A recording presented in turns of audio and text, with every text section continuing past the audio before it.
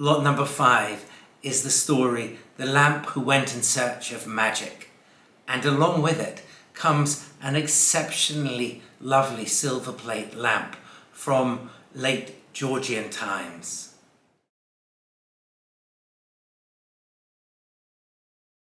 The Lamp Who Went in Search of Magic.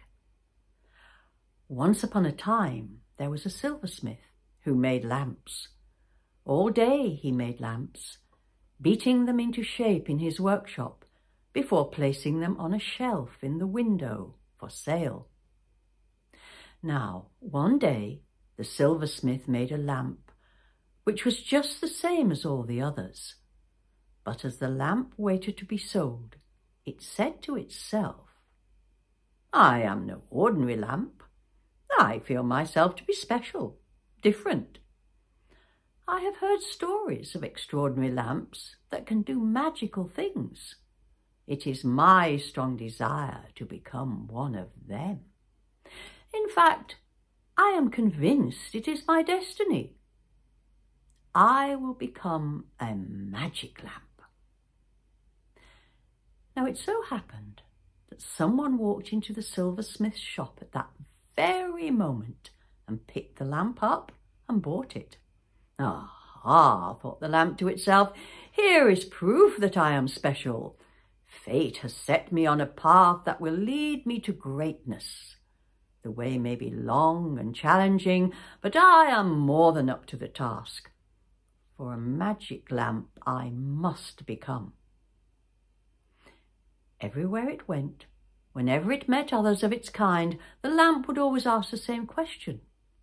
"How do I become a magic lamp? Please show me the way, for this is my life's goal." Now many lamps looked a bit askance when it said this, but others warmed to it. "I too have heard of these famed magic lamps," they would say, "and I want to become one as well. We should stick together and create a brotherhood, for by combining our efforts, we are bound to find a real magic lamp who can teach us its ways." Years passed like this, and the lamp travelled far and wide, for its owners were merchants who were frequently on the move. Often it was lucky in being able to journey in the company of its fellow seekers, and in all places they came to, whenever they met new lamps from different cultures and countries, they asked about how they might become magic lamps. Finally, in a distant land, they met a shiny golden lamp encrusted with jewels, who when they approached with their usual question, answered, "I am a magic lamp, and I can teach you how to become like me." At this, the lamp and its companions were overjoyed. After so many years of searching, they were on the brink of fulfilling their destiny, for surely this magnificent lamp, whose shine and appearance had impressed them all the moment they had seen it, was the very one they had been dreaming of finding for so long, the one who would make their wishes come true. "Our path to you has been long and arduous," they all cried, "and we are so keen to learn. When can we start?" "Soon," promised the golden lamp. "But first, I have become a little tarnished while I have been here waiting for you to find me. You must clean me." "Of course," the lamp eagerly replied. "And could you show us some magic?" "All in good time," said the golden lamp.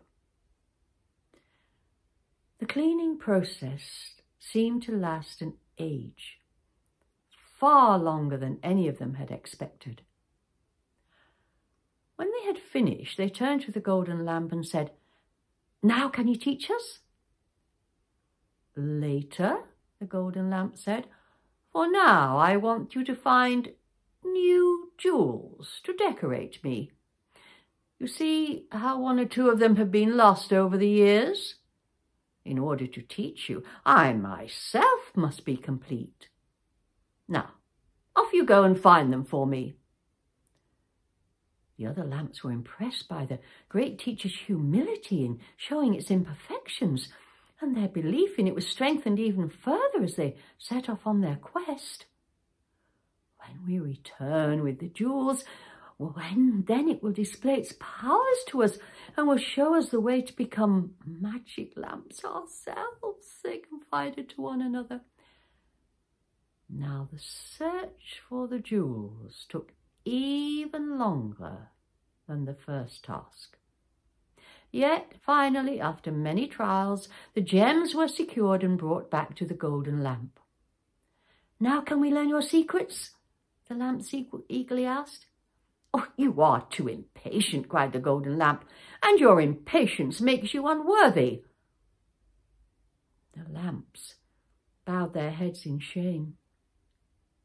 "You have brought me new jewels," the golden lamp continued, "but they need to be set into my sides. Only then will I be complete."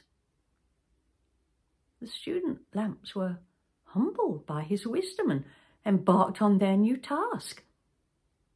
It was very difficult for them and required much training and effort on their part, but eventually, after yet more time had passed, they were able to begin. The lamp of our story was given the job of placing a gem on the master lamp's lid. Yet as it got closer, it noticed something. A tiny chip on the lamp's side revealed a dull metal colour beneath where the gilt had gone. Scratching a little more, it realised that the whole of the golden lamp was in fact the same. All at once the lamp's head began to spin, as it realised that the master lamp was no master at all.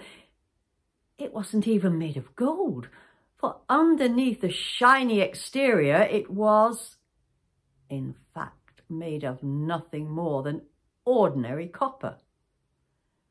"You are no magic lamp," it cried. "You are a fraud." Distraught and confused, the lamp left the company of its fellow seekers and wandered off alone. For many years, it was just another solitary household item, with no sense of purpose in life.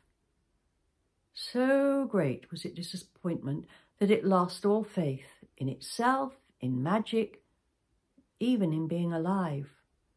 Meanwhile, after so many years trying to learn magic and now cast into a pit of despondency, it had practically forgotten to do the one thing it had been made for: to give people light. The truth was that it had been hard, getting steadily worse at this one simple task for many years had passed from one owner to another, its value dropping each time, until finally it woke up one day to find itself back in at the silversmith's where its journey had begun so long before, cast into a pile of old, almost useless lamps destined for smelting down. "Oh, woe is me," cried the lamp. "After such high hopes and such great beginnings, not only have I been deceived and betrayed, yet here I am cast onto the heap of failure. My dream of becoming a magic lamp was nothing but a nightmare that has brought me to the sorriest of endings. I am nothing." At this, an elderly, tarnished old lamp on the shelf spoke. "What is this talk of magic lamps?" it said. "You are a lamp, and a lamp alone. What made you think there was such a thing as a magic lamp, or that you might even become one?" The lamp looked up and recognised the old lamp who was speaking. "But you," it cried, were the one who told me stories of magic lamps in the first place. It was you who told those tales that set me off on my quest." "Perhaps," said the old lamp, "you need to hear them again." And so it began to tell the stories that the lamp had heard it recite so many years before. Tales of kings and queens, of goblins and fairies, of magicians and witches, and of jinns and genies, some of whom, at times, could be coaxed out of ordinary oil lamps. At first the lamp refused to listen. They were, after all, the cause of all its misfortune. But the storyteller persisted, and as it repeated its tales, the lamp began to pay attention more closely, until finally, after much time had passed, it felt that it knew them all and could retell them itself. And on the day that the meaning of the stories finally became clear to the lamp, the silversmith leant down and picked it up from the pile, gave it a clean, and put it out for sale once more.